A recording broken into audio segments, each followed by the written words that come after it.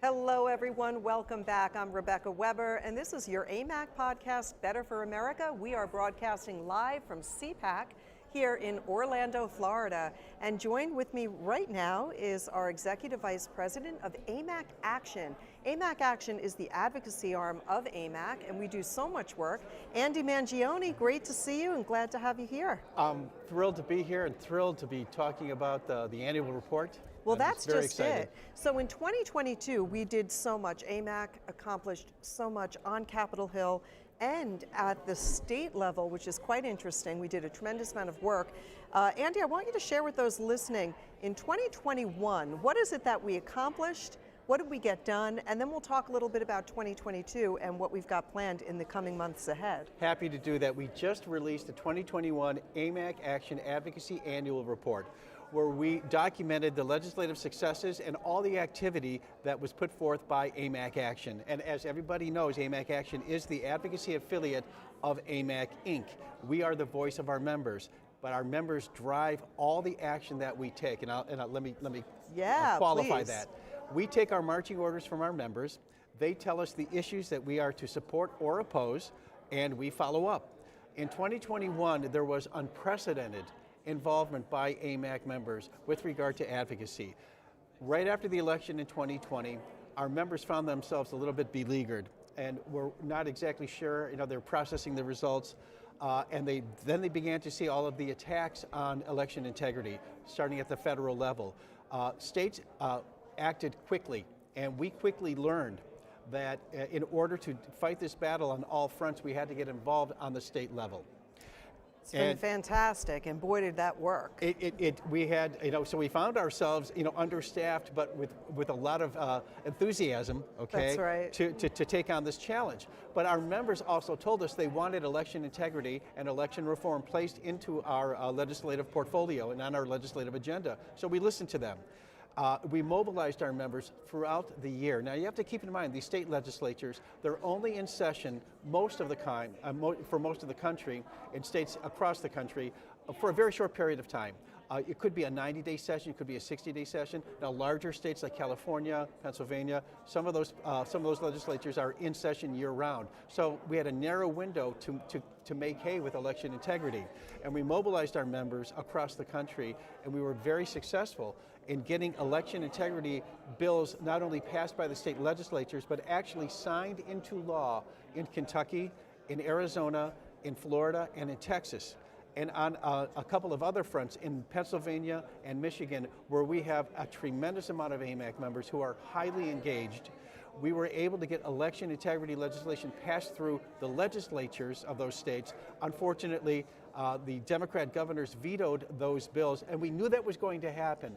But we are still assisting those states in measures to get to modify their constitution, to amend their constitution, to put some of these election reform measures in place via a constitutional amendment.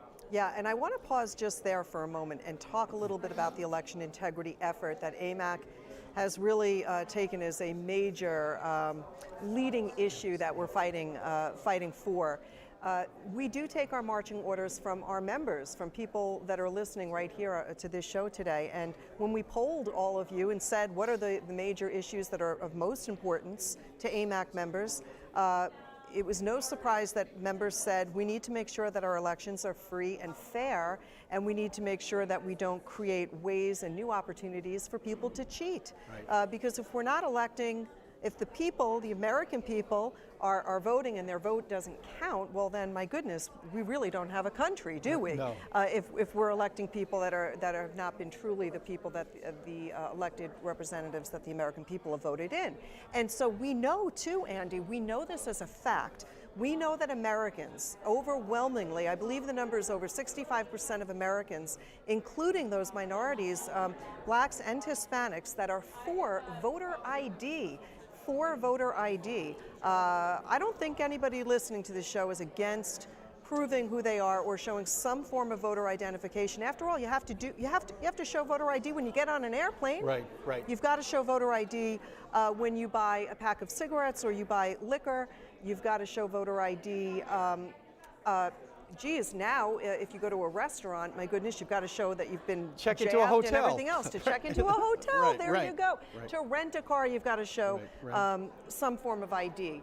Yeah. I said voter ID, but some form of Right. ID. People know what I'm talking about. We're doing a lot of talking here today, a lot of talking. we are. But just to remind people, the government, the federal government, what they wanted to do earlier in the year was, in 2021, they wanted to take over our elections, and so they put out this bill, and they labeled it For the People's Act, this voting rights bill, which was a terrible thing. Explain to us why that bill was so bad, and what we did, what AMAC did, and AMAC members did to make sure that that bill did not pass in the Senate. Happy to help, and this is an ongoing struggle. The For the People Act would have federalized our elections.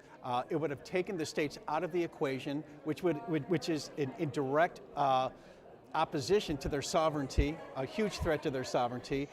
You would have had elections being run out of Washington, D.C. for federal positions. And our members simply did not put up with that. We mobilized them over and over again. And Rebecca, I need to point out, even though AMAC members played a huge role in getting this bill defeated, Democrats in Congress are not done with this attempt to federalize our elections. So that's a challenge that we continue to face. So what did we do? Over and over again, we mobilized AMAC members to reach out to their member of Congress. We did this actually in the Senate, because that's where the battle was fought. Over 222,000 messages were sent. Actually, it's more than that. That was on a separate. The number is now coming back to me. 419,000 messages. 419,000 messages wow. from AMAC members sent to their senator, telling them not to federalize our elections, to defeat the For the People Act. And this was also intertwined with the Senate filibuster, because if you recall, there was a huge fight over the filibuster, which gives voice to the minority party, to suspend it at least for this, vote, to put it so they could pass the For the People Act, and later the John Lewis Voter Rights Act. Okay, which was a follow-up to the For the People Act that we mobilized our members to defeat as well. So we were fighting this on a couple of different fronts. Number one, get rid of this bad legislation. Number two, preserve the filibuster to give voice to the minority party in order, so Republicans can speak up against this bill. So our members flooded the Senate over and over again, and then they flooded senators like Senator Joe Manchin, Senator Kyrsten Sinema, Senator Hassan in New Hampshire, Senator John Tester in Montana. These people had spoken up about preserving the filibuster. So as a follow-up to getting rid of this bad legislation, our members went to their senators in those states to tell them to remain steadfast in their support of the filibuster. And in the end, it was Senator Manchin and Senator Sinema who stood tall for the filibuster, preserved that, which gave the Senate, the Republicans in the Senate, the opportunity to defeat the For the People Act. But let me tell you about all those messages that we sent. We are hearing from people on the state level and the federal level. When a member of the Senate receives one message from a constituent like an AMAC member, they know that one message likely represents many, many more people who are also engaged on this same issue. So when you flood the Senate with 419,000 messages, our members gave those senators the courage to do the right thing. They Amen. know that they know the right thing to do. You have to believe that in their hearts they know the right thing to do. Now, when you add in politics, things get a little bit murky. But when the opposition for this bill was strong, but the support for it at times was even stronger, because those senators that opposed the For the People Act were also enduring attacks from the media, attacks from social media platforms, telling them to please, pass this, don't suppress voter rights. But our members, engaged with other Americans across the country, gave them the confidence they needed to defeat this act. So the bottom line was AMAC members played a huge role in defeating not only the For the People Act, but its follow-up, the John Lewis Voting Rights Advancement Act. And before you share more about the great accomplishments that AMAC Action has achieved in 2021 and in 2022, I want to remind people it's so easy to get involved. If you want your voice to be heard, if you want to participate in the conversation, and if you want to help give AMAC a bigger muscle in Washington so that we can take your message to the steps of Capitol Hill and make sure that Americans in all states are heard, check out amacaction.org, amacaction.org. There's a short little online form that you fill out there. One of our great representatives will reach out to that AMAC member and tell you exactly how you can participate in these call to action campaigns, many of which you never need to leave your home. Right. It's very easy. We make it seamless for AMAC members to participate on any level, whether it be from your home, in a community environment, a community center gathering type environment, or with your local elected representatives. We've got the tools to help you bring your message to those people that matter most, who are making decisions about the future of our country. So, so easy to get involved, isn't it? It's very easy to get involved, and we always keep in mind the mission that our late founder Dan Weber had, and one of the tenets of founding AMAC, what he would tell me, is that he wanted to give voice. He felt that the voice of conservatives was underrepresented in Washington and in states throughout the country. AMAC Action provides a platform for AMAC members to make sure that their voice is heard, and boy, are they engaged. We make it. We send out a simple email, and we engage. We use software that allows people with a couple of keystrokes to make sure their message is sent to their representative on a state or local level. Our state or federal level, and they add up. We also, our members made phone calls. For example, we were successful in Kentucky by our members making phone calls that was all coordinated through AMAC Action and the software that we use. So it's very easy. The bottom line, you could use your phone, you could check your email, and our members we are so thrilled because so thankful that we've got these patriotic people across the country that are standing up for the things that make this country so good, the values that we were founded on, those values of liberty and freedom. Right. And understanding that our rights are God-given rights, that no government was formed to control people, but rather to protect the people, and that it is a government by the people and for the people. And Rebecca, the platform, our members did all the heavy lifting for the successes that we had. In 2021, when you combined everything, we did 40 calls to action. We did 10 in 2020. In 2021, we did 40. We've already done almost 15 as we sit here today in February 2022. The activity is ramping up, but our members have responded every time we've asked them to. So they're there for us, and they're there for themselves in terms of standing up for the values that you just described and the rights as granted by the Constitution. We're happy to facilitate that voice and to amplify it across the country. And we're doing a great job at that, Andy. Thanks very much in part to you, who's leading the charge here and working hand in glove with those AMAC members that want to get more involved. In addition to election integrity, there are so many other things that we've accomplished. Can you highlight the next 2 or 3 things that you feel were some of our greatest achievements in 2021? And then let's tell you a little bit, share with our listeners a little bit about what we're doing today, 2022. Well, critical race theory was another issue that our members came to us to tell us to put into our portfolio and on our legislative agenda. It's a huge issue. We know how evil this curriculum is. We know how it's divisive. We know that it's un-American, and it's a revisionist version of our history. Our members do not want their children and grandchildren exposed to this type of curriculum, and they want it out of school systems. And it really started from parents going to school board meetings. The opposition to it started from parents going to school board meetings, or when during the shutdown, and during the shutdown, when they actually witnessed on distance learning, what their kids were being taught. So they came to us and said, what can we do about this? So we put together a guide on critical race theory, explaining it, kind of gave people steps on how to have a kitchen table discussion with their neighbors on critical race theory. And we monitored on the state level again, where certain states were considering critical race theory legislation. And we were able, in Arizona, there was a wonderful bill that prevented critical race theory from being taught or having public employees, including those public employees at public universities in Arizona, being trained on it. They wouldn't fund it. We identified that legislation. We had our members call and email their state representatives telling them to support the bill. The bill passed, and it was signed into law by Governor Ducey of Arizona. What a win. That is a huge win for AMAC and for the members that worked so hard to make sure that their voice was being heard. We're doing so much more work on the critical race theory front, and for more information on how you can get involved, whether it be to volunteer for your local school board, participate on your local school board, run for your local school board, get involved in your children's schools, your grandchildren's schools. We've got a lot of information there on our website. Visit amac.us.